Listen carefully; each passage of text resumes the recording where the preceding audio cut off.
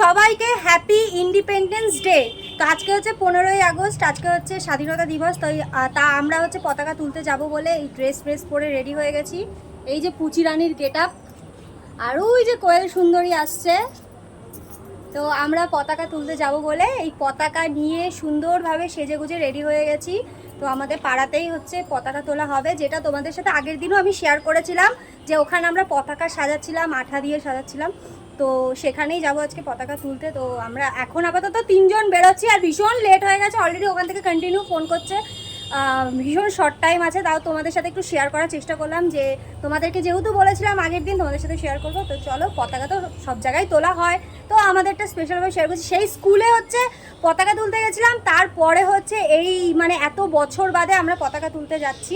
মাঝখানে তো কোনো মানে 15ই আগস্টে কখনো আর পতাকা তুলতে যাওয়া হয় সেই স্কুল লাইফের পর। তো আজকে মানে যাব, ভীষণই একটা ভালো লাগছে, আনন্দ লাগছে।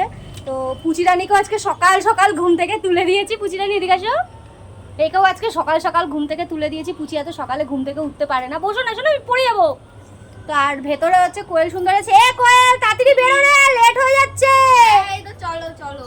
এই যে কোয়েলও চলে এসেছে রেডি ফেডি হয়ে। তো চলো আমরা যাই পতাকা তুলতে, আর ওখানে গিয়ে কি কি হচ্ছে না হচ্ছে সবটাই তোমাদের সাথে শেয়ার করবো।